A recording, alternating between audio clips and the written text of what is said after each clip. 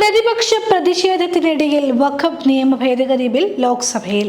Indian മഹാസമുദ്രത്തിൽ വൻ ലഹരിവേട്ട. നമസ്കാരം. ഈ മണിക്കൂറിലെ ഏറ്റവും പ്രധാനപ്പെട്ട 10 വാർത്തകളുമായി ജനയുഗ ഓൺലൈൻ മോജോ ന്യൂസിലേക്ക് സ്വാഗതം.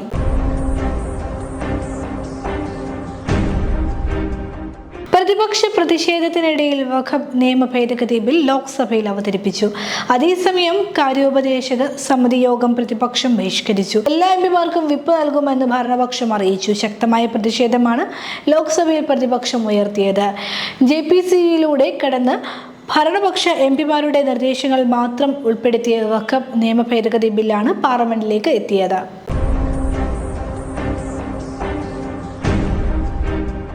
ഇന്ത്യൻ മഹാസമുദ്രത്തിൽ വൻ ലഹരിവേട്ട. ഇന്ത്യൻ നാവികസേനയുടെ മുൻനിര യുദ്ധക്കപ്പലായ INS ടർക്കാഷ് പടിഞ്ഞാറൻ ഇന്ത്യൻ മഹാസമുദ്രത്തിൽ നിന്ന് 2500 കിലോഗ്രാം മയക്കുമരുന്ന് പിടികൂടിയതായി അധികൃതർ അറിയിച്ചു. ചില കപ്പലുകളിൽ അനധികൃത ലഹരിക്കടത്ത് നടക്കുന്നുവെന്ന രഹസ്യവിവരം ലഭിച്ചതിനെ തുടർന്ന് നാവികസേന നടത്തിയ ഓപ്പറേഷനിലാണ് മയക്കുമരുന്ന് പിടിച്ചെടുത്തത്.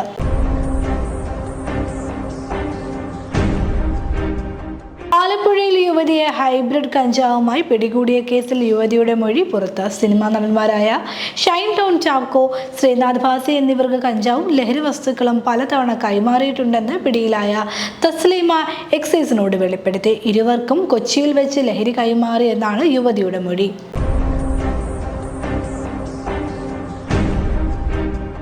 CPIM 24-ാം പാർട്ടി കോൺഗ്രസിന് മധുരയിൽ തുടക്കമായി. ജനറൽ സെക്രട്ടറി പ്രകാശ് കാരാട്ട് സമ്മേളനം ഉദ്ഘാടനം ചെയ്തു.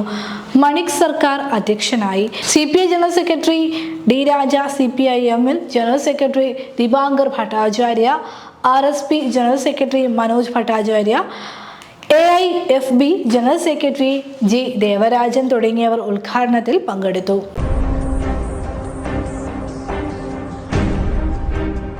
രാപ്പകൽ സമരം 52 ദിവസം പിന്നിടുമ്പോൾ ആശാ വർക്കർമാരെ 3-ാം വട്ട ചർച്ചയ്ക്ക് വിളിച്ച് സർക്കാർ.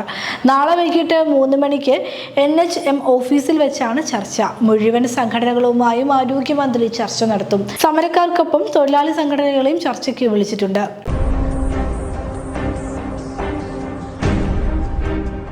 സമ്മർ ബമ്പർ ഭാഗ്യക്കുറിയുടെ വിജയികളെ പ്രഖ്യാപിച്ചു. 1-ാം സമ്മാനം SG 513715 എന്ന ടിക്കറ്റിനാണ്. പാലക്കാടാണ് ഈ ടിക്കറ്റ് വിറ്റത്. കിങ് സ്റ്റാർ ലോട്ടറി ഏജൻസി വിറ്റ ടിക്കറ്റിനാണ് 10 കോടി അടിച്ചിരിക്കുന്നത്. ധനലക്ഷ്മി ഏജൻസി എന്ന പേരിലാണ് 180 ടിക്കറ്റുകൾ ഇവിടെ നിന്ന് വാങ്ങിയതെന്ന് കടയുടമ സുരേഷ് പറഞ്ഞു.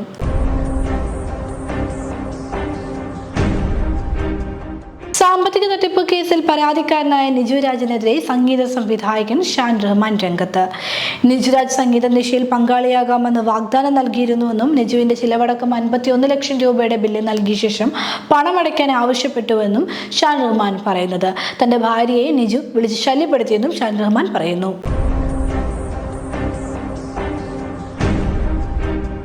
വാളയാറിൽ സഹോദരിമാരായ പെൺകുട്ടികളെ തൂങ്ങി മരിച്ച നിലയിൽ കണ്ട കേസിൽ പ്രതികളായ മാതാപിതാക്കളുടെ അറസ്റ്റ് തടഞ്ഞ് ഹൈക്കോടതി. തങ്ങളെ പ്രതികളാക്കി CBI സമർപ്പിച്ച കുറ്റപത്രങ്ങൾ റദ്ദ് ചെയ്ത് പുനരന്വേഷണം നടത്തണമെന്നാവശ്യപ്പെട്ട് മാതാപിതാക്കൾ ഹർജി നൽകിയിരുന്നു.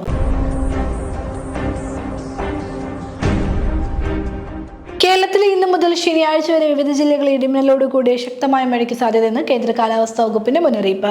ഇന്ന് എറണാകുളം, പാലക്കാട്, വയനാട്, നാളെ പത്തനംതിട്ട, ഇടുക്കി, എറണാകുളം, തൃശൂർ, പാലക്കാട്, മലപ്പുറം, വയനാടും, വെള്ളിയാഴ്ച പാലക്കാട്, മലപ്പുറം, വയനാടും, ശനിയാഴ്ച പത്തനംതിട്ട, ഇടുക്കി, എറണാകുളം, പാലക്കാട്, വയനാട് എന്നീ ജില്ലകളിലും യെല്ലോ അലർട്ട് പ്രഖ്യാപിച്ചിരിക്കുകയാണ്.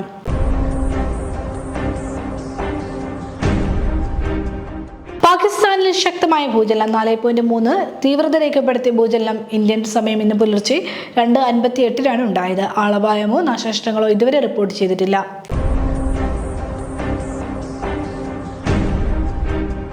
ജനയുഗ ഓൺലൈൻ മോജോ ന്യൂസിലൂടെ വീണ്ടും കാണാം. കൂടുതൽ വാർത്തകൾക്കും വീഡിയോകൾക്കുമായി ജനയുഗത്തിന്റെ വെബ്സൈറ്റ്, YouTube ചാനൽ സന്ദർശിക്കുക.